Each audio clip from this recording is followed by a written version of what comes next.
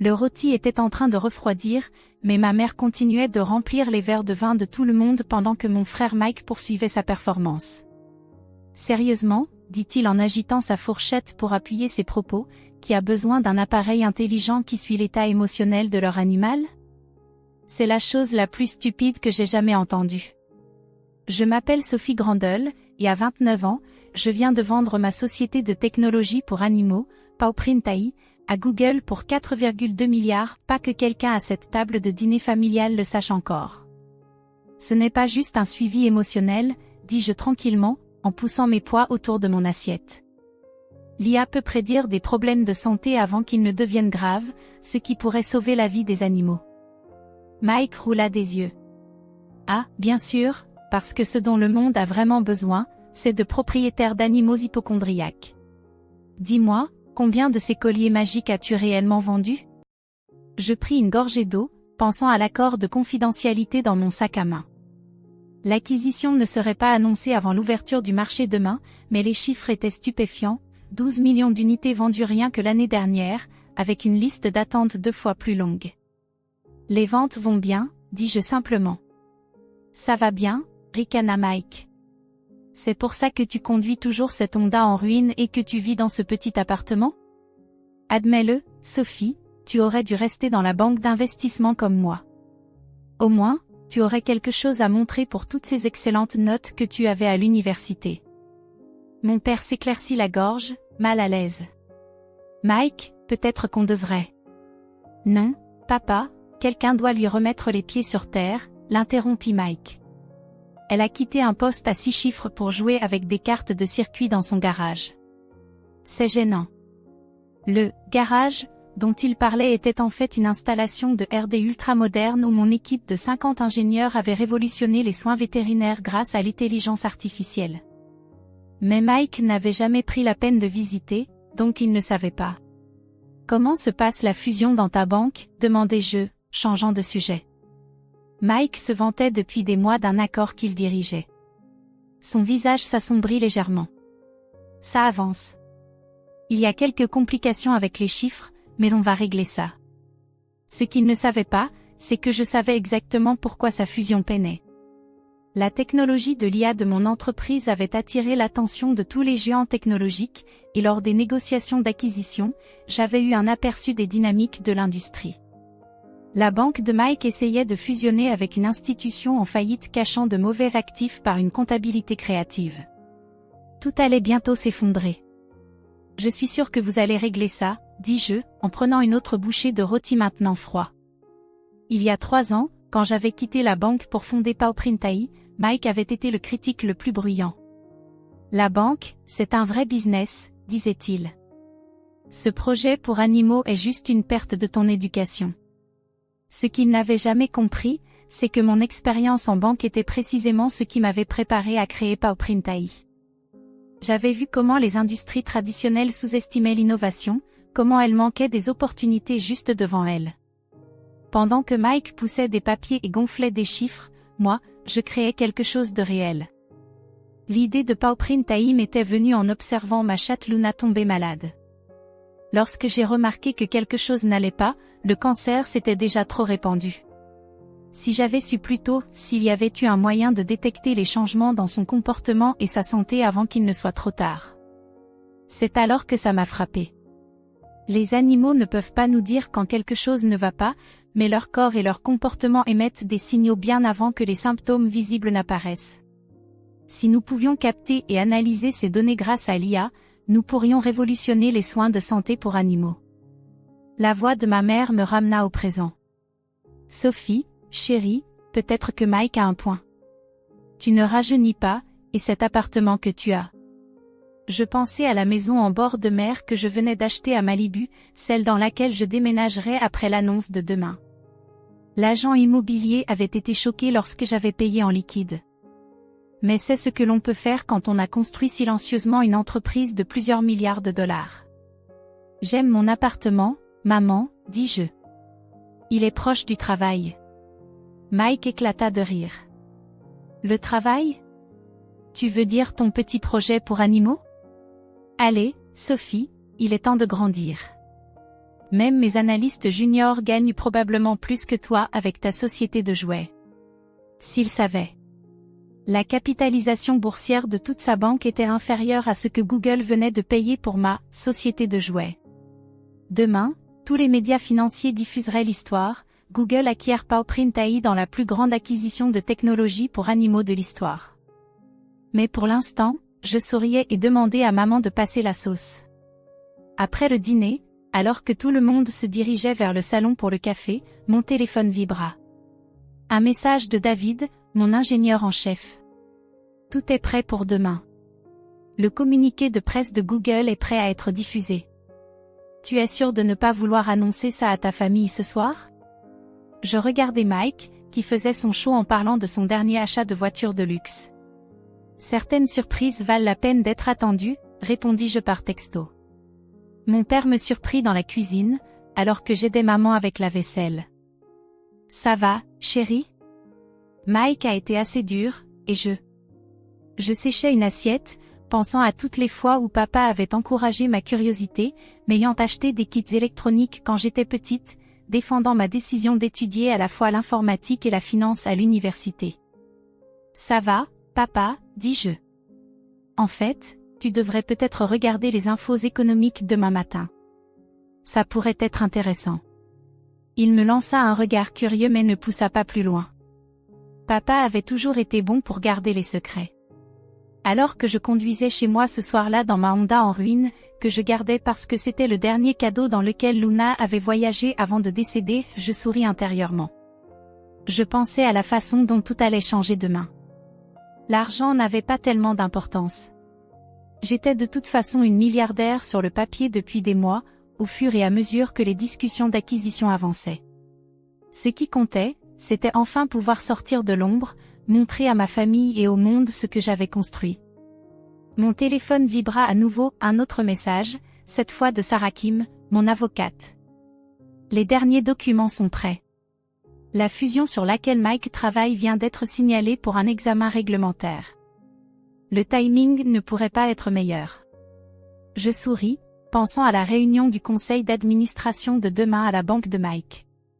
Il essaierait d'expliquer pourquoi il a manqué les signaux d'alarme dans les livres de sa cible de fusion, juste au moment où mon visage apparaîtrait sur CNBC. Parfois, la meilleure vengeance n'est pas de prouver que les gens ont tort, mais de se prouver soi-même qu'on a raison. Le matin de l'annonce, je me levai tôt et préparai du café dans mon modeste appartement. La vue de la Silicon Valley depuis mon balcon était particulièrement belle aujourd'hui, ou peut-être était-ce juste mon humeur. Mon téléphone commença à vibrer à 6h30, d'abord CNBC, puis Bloomberg, puis ce qui semblait être tous les journalistes financiers du pays. Ils avaient tous vu le communiqué de presse. Google acquiert PawPrint AI pour 4,2 milliards de dollars, marquant la plus grande acquisition de technologie pour animaux de l'histoire. J'ai décliné les interviews pour l'instant, il y aurait du temps pour ça plus tard. À la place, j'ai allumé CNBC et attendu. À 7h45, mon visage apparut à l'écran aux côtés des gros titres sur l'acquisition. En quelques minutes, mon téléphone explosa de notifications. D'abord maman, Sophie, c'est réel? Appelle-moi. Puis papa, je savais que tu réussirais. Tellement fière de toi, chérie. Le nom de Mike était remarquablement absent de mes notifications. Je conduisis jusqu'au siège de PawPrint, où mon équipe se réunissait pour l'annonce. En marchant dans le bureau, les gens se serraient dans les bras, pleuraient, célébraient. Beaucoup d'entre eux avaient pris des parts au lieu d'un salaire plus élevé quand ils avaient rejoint l'entreprise, ils étaient tous millionnaires maintenant. Madame Grandel appela mon assistante, Rachel. La banque de ton frère essaie de te joindre. Apparemment, il s'intéresse aux opportunités d'investissement. Je souris. Dis-leur de contacter l'équipe de développement d'entreprise de Google. Nous sommes désormais une filiale. L'ironie ne m'échappa pas. Il y a 3 ans, quand j'essayais de lever mes premiers fonds, j'avais approché la banque de Mike. Il m'avait fait sortir du bâtiment en me disant « Reviens quand tu auras un vrai plan d'affaires ». Maintenant, sa banque était désespérée d'obtenir une part du gâteau, mais il était trop tard. Le même jour où mon acquisition a été annoncée, une nouvelle est tombée concernant la fusion problématique sur laquelle Mike travaillait. Les comptes de l'entreprise cible étaient bien pires que ce que quiconque avait imaginé. L'action de sa banque était en chute libre. Vers midi, ma mère est arrivée au bureau, les larmes aux yeux. « Pourquoi ne nous as-tu rien dit ?» m'a-t-elle demandé en me serrant dans ses bras. Tout ce temps, on croyait. Vous croyez quoi, maman? Que j'échouais? Que Mike avait raison de dire que je gâchais mon potentiel? Elle eut la décence de paraître gênée. On s'inquiétait pour toi, à force de travailler autant, de vivre si modestement alors que tu aurais pu avoir une vie si confortable dans la banque. Je lui ai fait faire une visite du bureau, lui montrant les laboratoires où nous développions notre technologie d'IA, les murs couverts de lettres de remerciement de propriétaires d'animaux dont les vies avaient été sauvées grâce à notre système de détection précoce. Je suis confortable, maman, ai-je dit. Je le suis depuis un moment. Je n'avais juste pas besoin de le montrer. Mon téléphone vibra. Mike appelait enfin. J'ai laissé le message vocal se déclencher. Plus tard dans l'après-midi, j'ai eu ma première réunion officielle avec l'équipe dirigeante de Google. Ils voulaient discuter des plans d'expansion, des stratégies d'intégration et de mon rôle futur. Je dirigerai leur nouvelle division de technologie pour animaux de compagnie avec un budget conséquent et une grande autonomie. En sortant du campus de Google, j'ai reçu un autre message vocal de Mike. Sophie, on doit parler. La situation avec la fusion. J'aurais vraiment besoin de ton aide. Ta sortie est tout ce dont on parle. Peut-être que tu pourrais glisser un bon mot auprès de certains investisseurs? Je pensais à tous les dîners de famille où il a rabroué mon travail. À toutes les fois où il a réduit ma société à un petit hobby mignon. Maintenant, il voulait mon aide. Quand je suis rentrée chez moi ce soir-là, je l'ai trouvé attendant dans le hall de mon immeuble. « Comment tu es entré ici ?» lui ai-je demandé, bien que je connaisse la réponse. Il était toujours mon contact d'urgence. Une situation qui devait changer. « Sophie, s'il te plaît, » dit-il en me suivant jusqu'à l'ascenseur. Ma carrière est en jeu ici. La fusion est en train de s'effondrer, notre action chute, et toi, tu es soudainement l'enfant doré de la Silicon Valley. Tu dois m'aider. Je me suis retournée pour lui faire face. Dois? Comme si tu devais te moquer de mon gadget ridicule au dîner l'année dernière? Comme si tu devais dire à tout le monde que je gaspillais ma vie? J'avais tort, d'accord, répliqua-t-il brusquement. C'est ce que tu veux entendre? Toi, tu es la brillante. La réussie. Maintenant, on peut parler de la façon dont tu vas aider ton frère à sortir de ce pétrin? Nous arrivâmes à mon étage, et je sortis de l'ascenseur. Non, Mike, on ne peut pas. Parce que ce n'est pas une question de brillance ou de réussite. C'est une question de respect. Tu ne m'as jamais respecté, ni mon travail, ni mes choix. Tu pensais que le succès ne pouvait ressembler qu'à une seule chose, à ta façon. Maintenant, tu apprends le contraire, et c'est une leçon que tu dois vivre pleinement. Qu'est-ce que tu veux dire? Je te souhaite bonne chance avec la fusion, Mike. J'ai entendu dire que l'équipe du développement corporate de Google donne d'excellents retours sur les pratiques de diligence raisonnable. Tu devrais peut-être t'y intéresser. J'ai fermé la porte de mon appartement sur ces protestations, puis j'ai enfin consulté mes autres messages. L'acquisition m'avait faite la plus jeune milliardaire féminine autodidacte de TCH. Des couvertures de magazines étaient déjà en préparation, et les demandes de conférences affluaient. Mais ce qui me rendait le plus heureuse était un email d'un propriétaire d'animal dans l'Ohio. Votre dispositif a détecté la condition cardiaque de mon chien 3 mois avant l'apparition des symptômes. Le vétérinaire a dit que si nous avions attendu, il aurait été trop tard. Vous avez sauvé sa vie. Merci. Je suis allée sur le site web de mon agent immobilier, regardant la maison de Malibu que j'avais achetée. Les déménageurs arrivaient la semaine prochaine. Peut-être inviterai-je la famille à dîner une fois que je serai installée, leur montrer ce que leur fille en échec avait vraiment fait de toutes ces années. Mais d'abord, j'avais une entreprise à gérer et des vies à sauver. Le succès, j'étais en train de l'apprendre, ce n'était pas prouver aux autres qu'ils avaient tort. C'était rester fidèle à sa vision, même quand personne d'autre ne pouvait la voir. 2 mois après l'acquisition par Google, je me suis retrouvée dans ma nouvelle maison de Malibu, regardant le coucher de soleil sur l'océan Pacifique. La maison était tout ce dont j'avais rêvé, moderne, spacieuse, avec une pièce dédiée aux affaires de Luna et un mur de lettres de remerciement des utilisateurs de PowerPrint. Mon téléphone vibra. Un autre texto de Mike. La fusion est officiellement morte. Réunion du conseil demain pour discuter des changements de leadership. S'il te plaît, Sophie, j'ai besoin de ton aide. J'ai posé mon téléphone sans répondre. La banque de Mike avait perdu des milliards dans la fusion ratée, et des têtes tombaient. D'après les rumeurs du secteur, sa position était particulièrement précaire. La sonnette retentit. C'étaient mes parents, venus pour leur première visite dans ma nouvelle maison. « Oh, chérie !» s'exclama ma mère en entrant. « C'est incroyable. » Mon père sourit simplement et se dirigea vers mon mur de lettres. « C'est ce qui compte, non ?» dit-il en lisant les histoires d'animaux sauvés par le système de détection précoce de PowerPrint. « C'est ça, répondis-je. L'argent c'est bien, mais c'est pourquoi je l'ai construit. » Nous nous sommes installés sur la terrasse pour dîner, préparé par le chef privé que j'avais engagé, un luxe que j'avais décidé de me permettre. Pendant que nous mangions, je pouvais voir que ma mère luttait contre quelque chose. « Mike a des problèmes, n'est-ce pas ?» demanda-t-elle enfin. « Ses choix l'ont amené là, maman. »« Pas moi. Mais tu pourrais l'aider. Avec tes connexions maintenant. » Je posai ma fourchette. « Maman, tu te souviens de Noël dernier, quand Mike a passé tout le dîner à dire à tout le monde que je gâchais ma vie? Que je ne deviendrais jamais rien dans la vraie entreprise ?» Elle hocha la tête lentement. Tout le temps où il disait ça, j'étais en négociation finale avec Google. J'étais déjà milliardaire sur le papier. Mais au lieu de lui dire ça, je suis restée là et j'ai pris ses abus. Tu sais pourquoi? Pourquoi? Demanda doucement mon père. Parce que je voulais voir qui il était vraiment.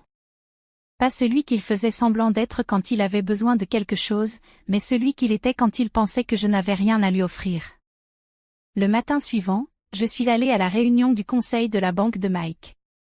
Pas pour l'aider, mais parce que Google envisageait d'acquérir certaines des technologies de la banque après l'échec de la fusion.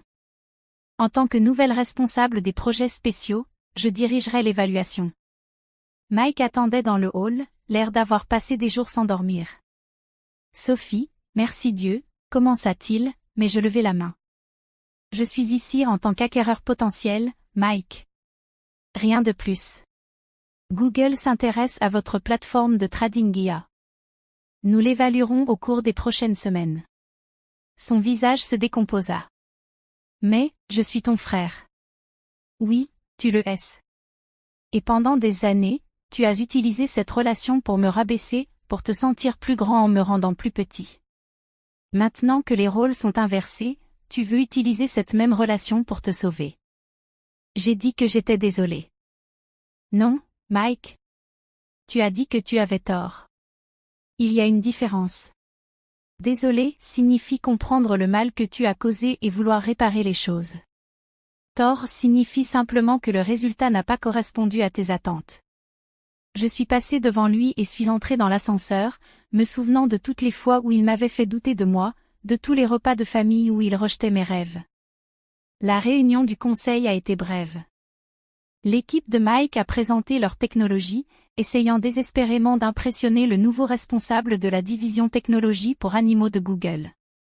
J'ai posé des questions précises, exposé les défauts de leur système, et observé mon frère se tortiller alors que je démontrais un niveau de connaissance technique qu'il n'avait jamais soupçonné chez moi. Après cela, j'ai trouvé mon père qui m'attendait près de ma voiture. « Tu n'avais pas besoin d'être aussi dur avec lui là-dedans, a-t-il dit. « Si, je devais. Pas par vengeance, papa. Pour son bien. Mike doit apprendre que le succès ne consiste pas à rabaisser les autres ou à prendre des raccourcis. Il s'agit de bâtir quelque chose de réel, quelque chose qui aide les gens. Ou, dans mon cas, qui aide les animaux. » Papa hocha lentement la tête. « Tu sais, tu me rappelles ta grand-mère. Elle a construit son entreprise à partir de rien, a affronté toutes sortes de discriminations, mais n'a jamais perdu de vue pourquoi elle le faisait. Je souris en pensant à grand-mère Grandel et à sa détermination farouche. Elle avait été la première à investir dans PawPrint, m'écrivant un chèque en disant « Fais quelque chose qui a de l'importance ». Ce soir-là, je me suis assise dans mon bureau à la maison, révisant les propositions d'acquisition pour Google.